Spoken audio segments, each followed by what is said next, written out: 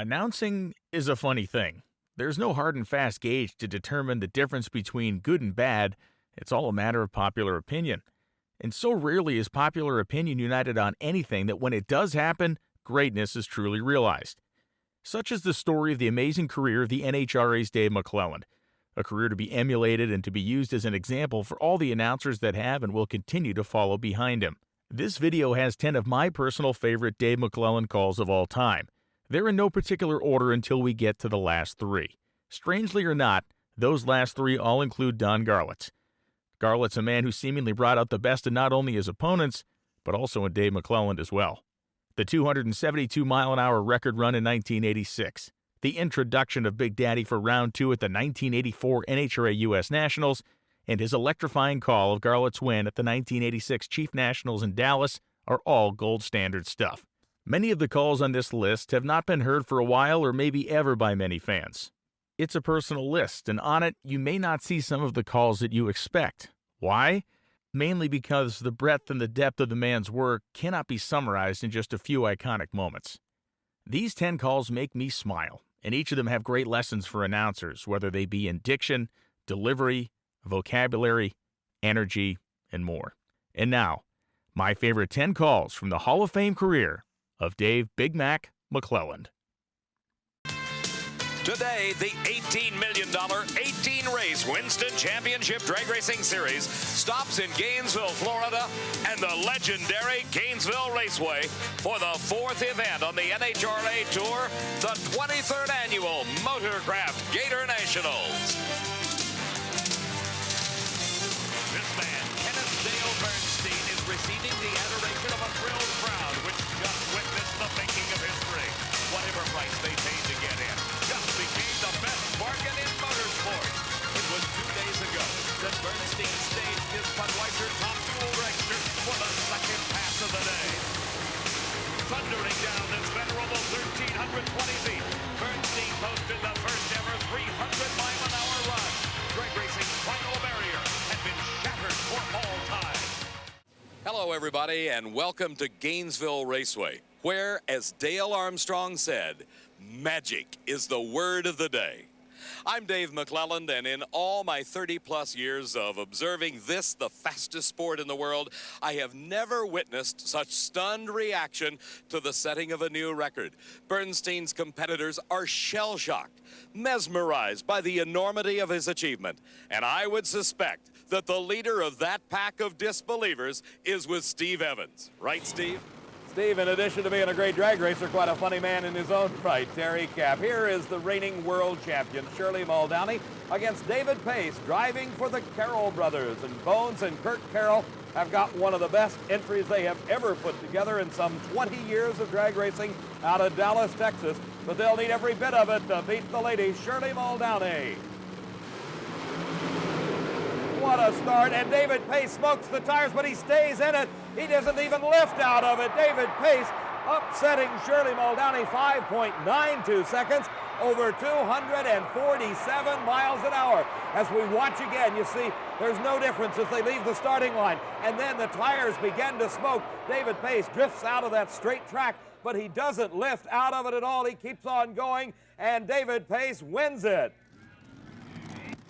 Shirley Muldowney and her. As Gordy Bonnan watches, John Force hopefully overcomes his mistake of the previous round and will start the car in low gear off the starting line.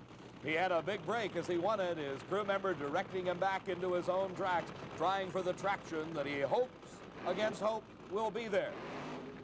Alongside of him, Trip Shumake. Driving for Johnny Loper.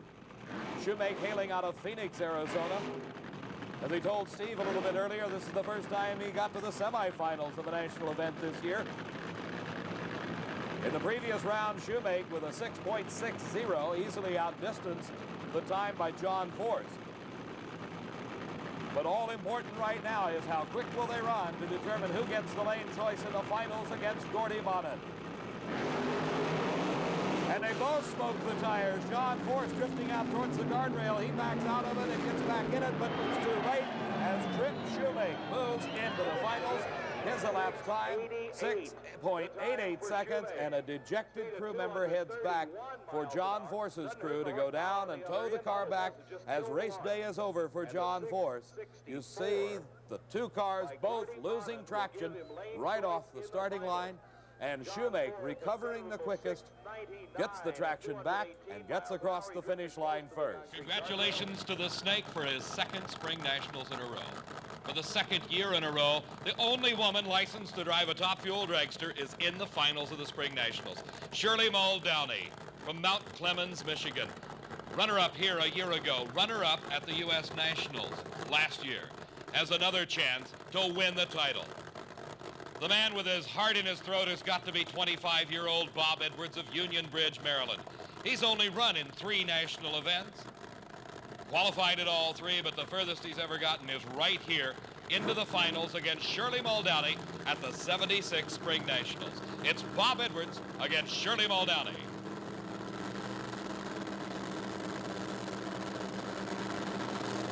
The tree goes green, they're off together. It's Shirley Muldowney pulling away, and Shirley Muldowney becomes the first woman in history to win Top Fuel Eliminator. The car on the starting line, it is the defending world champion, Ray Beadle in the Blue Max from Dallas, Texas. Stopping the string at 4 for Don Prudhomme. Last season, Ray Beadle won the very coveted world champion title. He's against John Collins in one of the Datsun 280Z bodied cars. John had the misfortune of crashing his car in March of this year, and this is his first major event since a total rebuild. Ray Beadle, the world champion, in the near lane. John Collins in the right lane. And a wheel stand start by Beadle. He's all over the race course, but he gets it straightened out, and he's on fire. An engine explosion, the fire coming out underneath the car, the parachute whipping through the breeze. Beadle trying to bring the car to a stop. Steve, you're down there. What's going on? This time, Dave Raymond Beadle. The next pair of cars, the 75 national champion, Raymond Beadle, driver of the Blue Max, against the surprise of this event, and this is Kosti Ivanov. It took better than a 6.13 second elapsed time just to make the 16-car field. But Kosti Ivanov was right in the middle of it, and now in round number 2, he's racing a former national champ, Raymond Beadle, and what a race he's given him! And it is Kosti Ivanov with the upset of the meet, 6.20 seconds to a quicker 6:17 for Raymond Beadle. A slight hole shot, an advantage off the starting line going to Ivanov, and does it pay off at the finish line? It pays off in just a matter of inches. Ivanov wins it. At Houston Raceway Park, 2 races remain at the Fram Super Nationals. This is the finals of Funny Car Eliminator. Scott Coletta with his Oldsmobile backing up into his own track, getting set for the single most important race of his short career. Previously campaigning alcohol funny cars and a top fuel dragster, he now is making his very first final round appearance at an NHRA national event. He has got the toughest racer of them all this day. That is the new national record holder, Bruce Larson, who is already staged and ready to go. And Coletta has the advantage. Coletta out near the guardrail. Larson ahead, and problems for Larson. Coletta in the upset of the day wins his first ever national title. His dad, Connie, on the starting line with the biggest smile we've seen in 20 years. Scott Coletta with a 5.57 second elapsed time upsets Bruce Larson. Watch again. They both leave the starting line at what appears to be the same time, but actually Coletta had 0.04 of a second advantage. At that point on the track, the problem set in for both drivers. You see the fire under the car of Larson. That indicated an engine problem. Scott Coletta got near the outside guardrail, but he never lifted. However, Larson was forced to lift, allowing Coletta to slip by and win the race. Your father. Back back at the Gator Nationals, this huge crowd is waiting for one thing, and that is their favorite, Big Daddy Don Garlits. Gainesville Raceway is located just a few miles from Garlits' home in Ocala, Florida, where he operates Don Garlits' Museum of Drag Racing. This is his latest creation, number 30 in the long series of dragsters that have borne the name Swamp Rat. Garlits has already run over 268 miles an hour this weekend, but he has not been without his problems, which center around those new small front wheels and the Kevlar belts he uses as a tire. He is racing against Dan Pastorini, who is defeating Shirley Muldowney was an accomplishment in itself.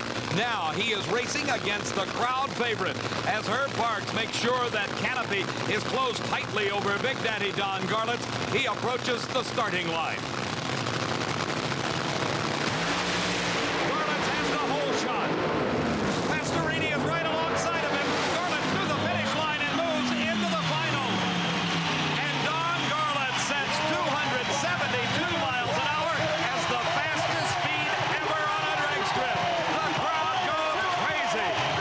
In addition, Garlits runs a 5.40 second elapsed time, the quickest time of the entire meet. Let's watch again. Garlits is in the near lane. This streamlined device accelerates down the quarter mile and easily outdistancing Dan Pastorini, who ran 5.49 seconds, losing to Garlits, who became the first driver ever over 270 miles an hour. As the fans say, Big Daddy rules, but he's still got problems with those front wheels. The Kevlar belt spun off once again. He's won this event 5 times. It has been 5 years since he competed over this quarter-mile racing surface. He is considered the innovator of the sport, given credit for creating the first workable rear-engine top-fuel dragster. His name, Don Garlits. He hails from the state of Florida, and his fans, they are legion, and they call him Big Daddy. Big Daddy Don Garlits returning to competition at Indianapolis Raceway Park and the U.S. Nationals for the first time in 5 years, holds top speed of the meet at over 261 miles an hour. In this second round race, he will be competing against Howard Haight of Pomona, California. Steve, on the starting line, it is the old man, Don Garlits, against the young charger, Daryl Gwynn.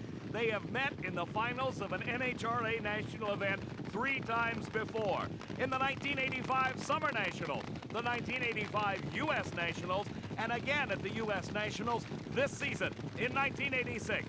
And all 3 times, experience has prevailed. But never before has Daryl Gwynn been so dominant in the performance level.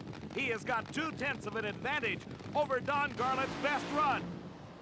Daryl Gwynn doing his dry burnout, the car responding as it has before, just launching off that starting line like a bullet. Very calm, very collected. Crew Chief Herb Parks checking over for the last time the injector on top of the supercharger of Don Garlits' car. The canopy over the cockpit, designed to let the wind go around Don Garlits' head. He says that allows him to concentrate on his driving just a bit more. These cars now very complex, with their fuel delivery systems designed to let the driver control the amount of fuel going into the engine, regardless of where they are on the racetrack. The burnouts are over. Both drivers now have one thought in mind: getting off the starting line first.